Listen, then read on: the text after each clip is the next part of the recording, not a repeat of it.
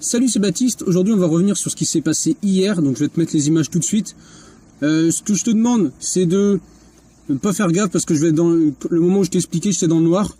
Je vais te mettre les images de ce qui s'est passé. Sache que ma naïveté en a pris un gros coup. J'ai vraiment été dégoûté sur ce coup-là. Je te mets les images, on en reparle juste après.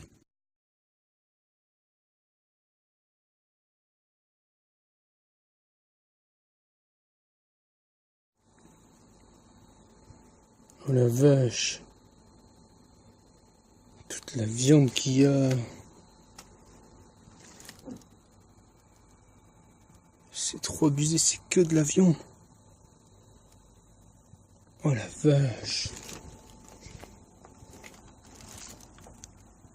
Oh, il y en a encore là. Putain.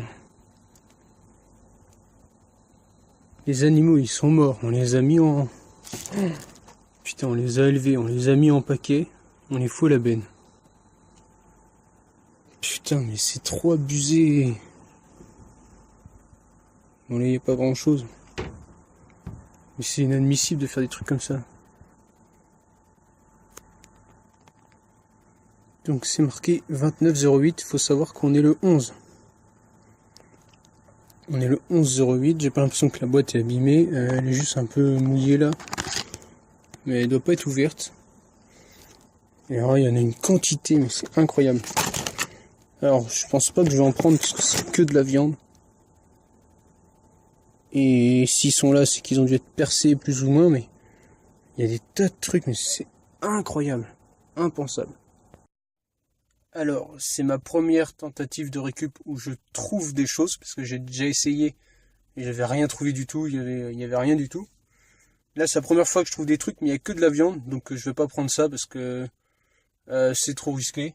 Même si elle est pas vraiment périmée, en fait, c'est quand même... Ouais, je sais pas, je préfère pas la bouffe là. Elle est emballée et tout, mais je sais pas. Moi, je voulais surtout trouver des œufs. J'ai vu, il y en a qui ont trouvé des œufs et qui étaient même pas la date. Donc ça, si je trouve des œufs, je pourrais prendre parce que les œufs, bah, ils sont dans leur coquille. Donc ce que tu manges finalement, c'est bien protégé. Là, c'est du plastique. Il y en a plusieurs qui sont troués et tout. Et même s'ils n'ont pas dépassé la date, ça c'est n'importe quoi.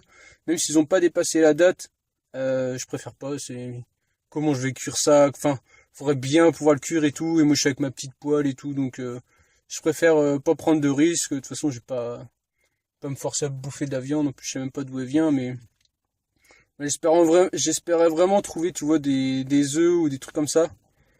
Bah en tout cas, c'est la première fois que je trouve des trucs dans la poubelle et c'est assez hallucinant la quantité qu'il y a. Et qu'est-ce que c'est que ce truc-là de tuer des animaux, de les foutre en barquette et de les foutre à la benne.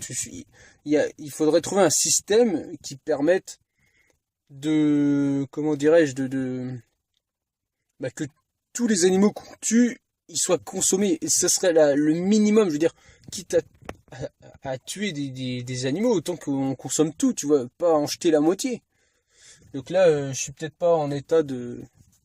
Là, je suis un peu sur le chaud, donc je suis peut-être pas en état de faire une analyse concrète. Je reparlerai, sûrement, je ferai un truc plus propre demain ou dans les prochains jours, je sais pas, en fonction de l'humeur. Mais c'est un truc qui me scandalise. J'avais déjà vu des gens sur YouTube, tu vois, qui montrent, qui disent, voilà, on a récupéré tout ça, des fois des biscuits, des trucs qui sont même pas arrivés à la date. Alors moi, je pense que je prendrai jamais les trucs qui sont dépassés ou peut-être d'un ou deux jours, mais tu vois, il y a des trucs qui sont même pas forcément à la date, et des biscuits, des trucs comme ça, pourquoi pas, ça peut dépanner, tu vois. Mais là, toute la viande, t'as vu, il y en a un, c'était le 29. Il y en a plusieurs, c'était du 28 ou du 29, alors qu'on est le 11. Je sais pas si j'ai un truc sous la main pour te montrer qu'on est bien le 11.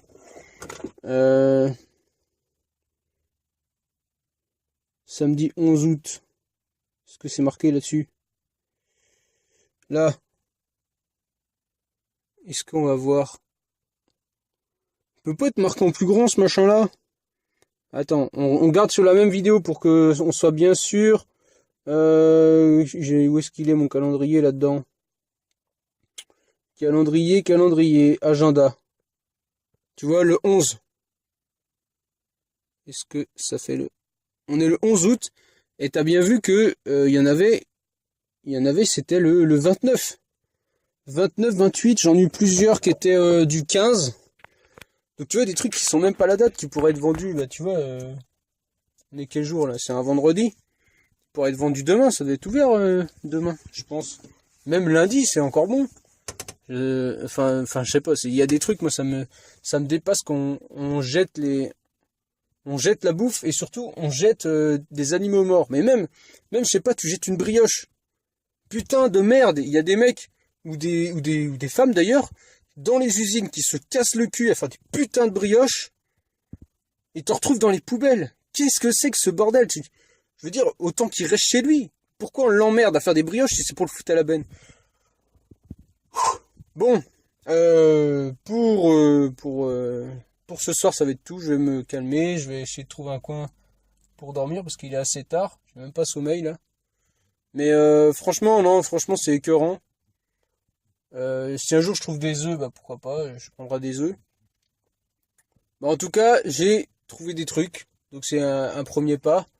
Prochain coup, bah, j'essaierai d'en trouver plus, de trouver des trucs que je peux récupérer, des œufs, des biscuits, des trucs comme ça. Ou peut-être, enfin les fruits, c'est tendu. Les fruits plutôt sur les marchés, je pense. À voir comment ça se passe.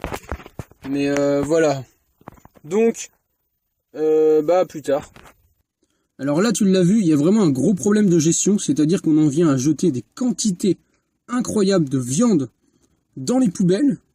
Parce que le problème est mal géré. Et je vais t'expliquer un peu pourquoi il y a ce genre de problème. Parce que bah c'est évident, en fait, c'est le système qui est fait de telle manière que c'est plus rentable d'acheter en grosse quantité et d'en jeter une partie que d'acheter juste ce qu'il faut et de chercher à optimiser.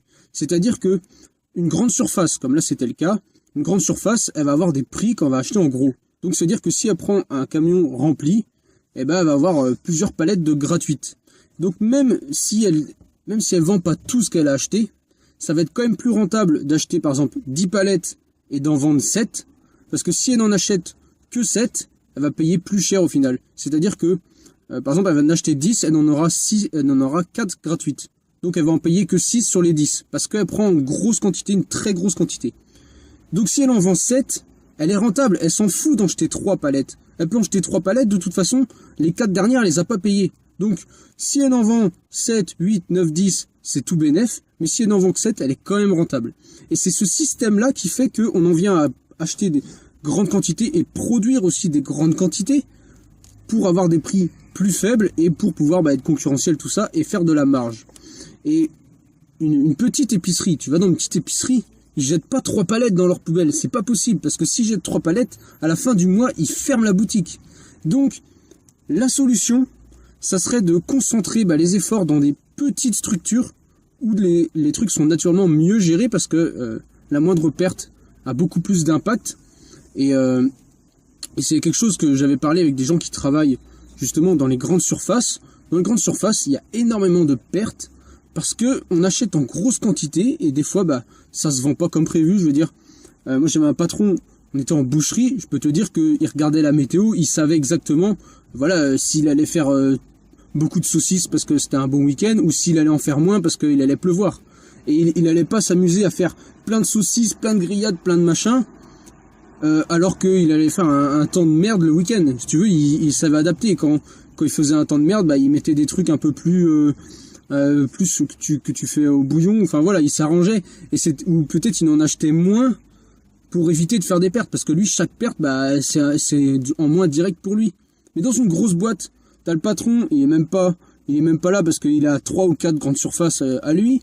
Ensuite, t'as un gérant qui est là pour gérer le truc, mais on gère les chefs d'équipe, on leur dit faites de la marge.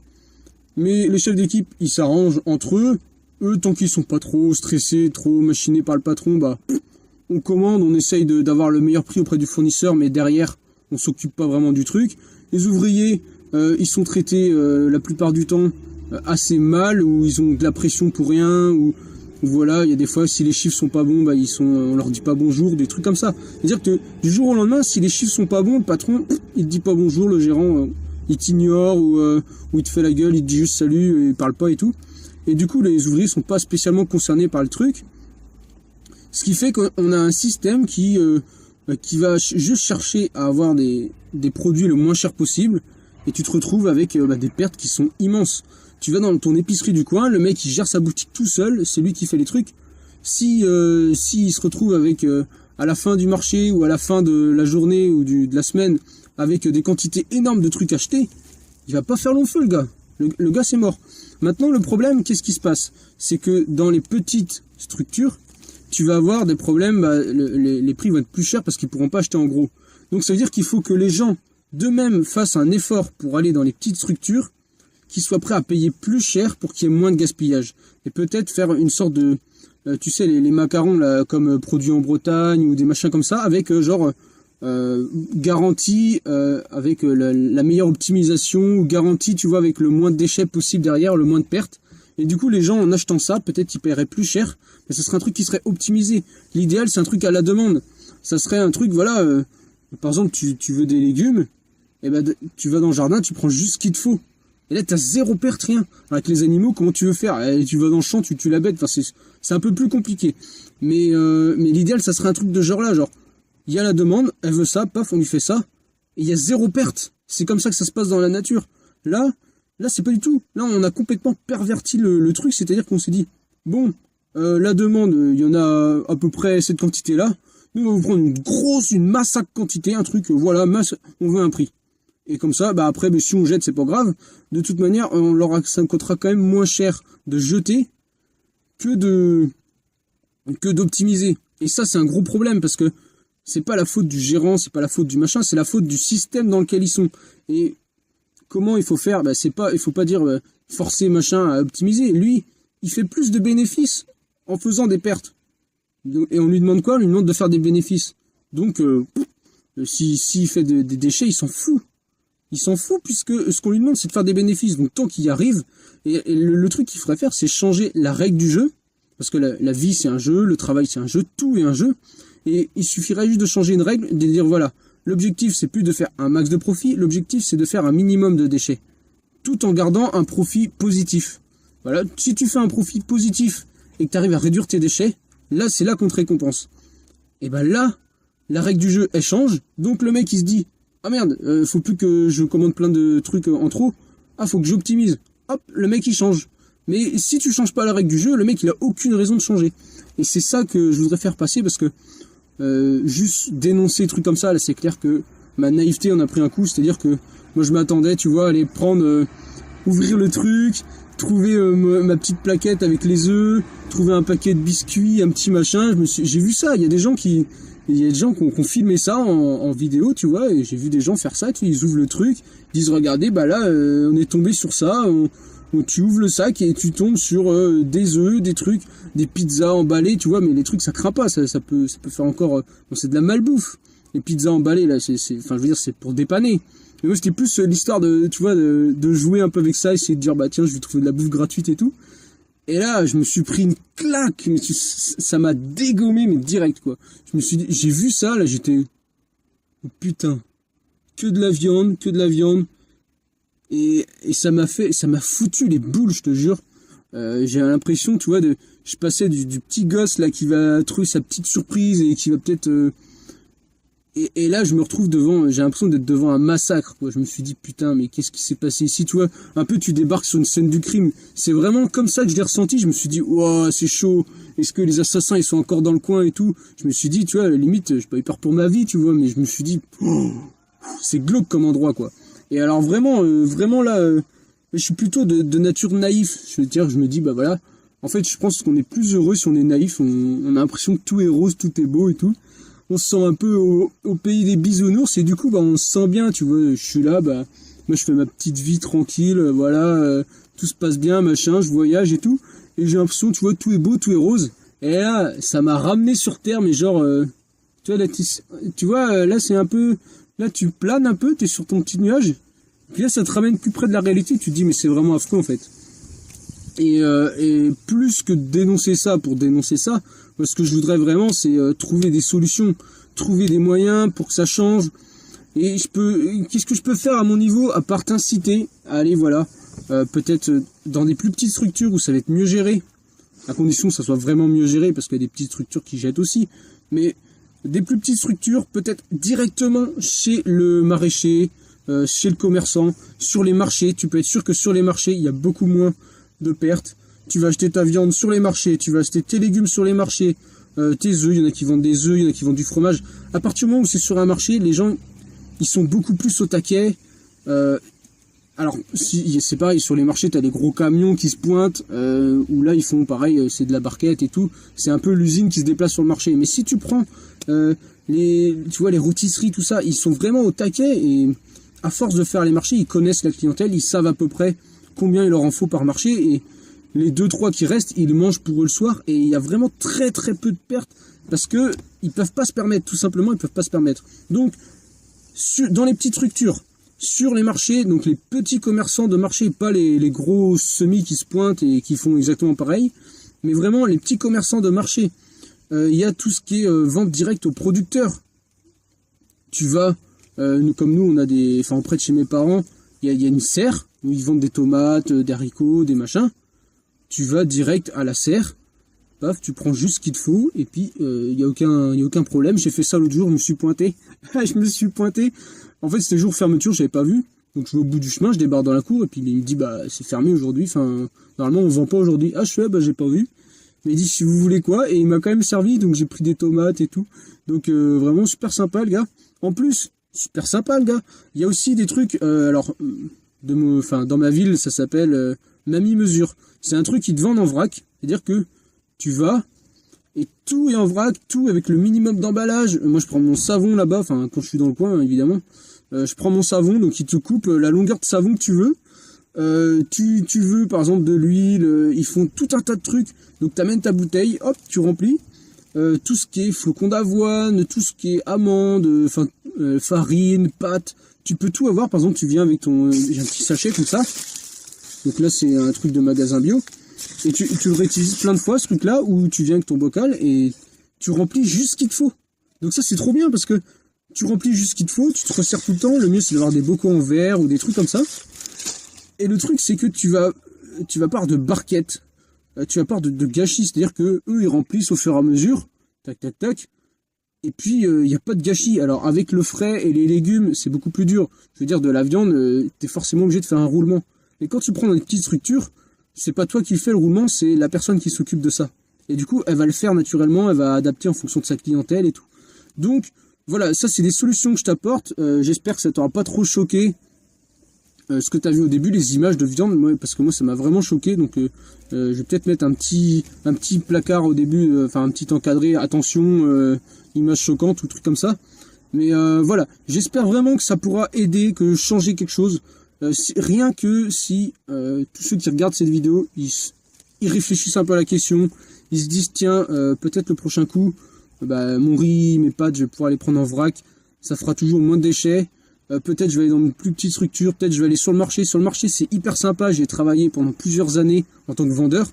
Les gens sont beaucoup plus sympas parce qu'ils sont là, tac tac, c'est samedi, machin, on voit un peu tous les copains, tu vois un peu, tout le monde se rencontre et tout, ça fait un peu foire. Moi je pense que il y a un truc qui serait génial, c'est des sortes de marchés, tu vois, donc beaucoup plus de marchés, vraiment partout, mais avec un mélange, tu vois, de peut-être un musicien qui se pointe sur le marché, peut-être de la danse, et que tout ça, ça fasse une espèce de rencontre qui rassemble les gens ils viendraient tous au marché, et puis il y aurait de la danse, il y aurait tout, de la musique, je sais pas, de la peinture, plein de trucs, et que tout le monde se rencontre tout le temps, un peu comme tu vois sur le bord des plages, des fois t'as des stands où il y en a qui peignent et tout, mais vraiment un truc que ça devienne culturel, c'est-à-dire que tout le monde se retrouve, voilà, c'est le samedi, c'est le dimanche, tout le monde, voilà, un peu la kermesse, mais tous les jours, ça serait vraiment trop bien.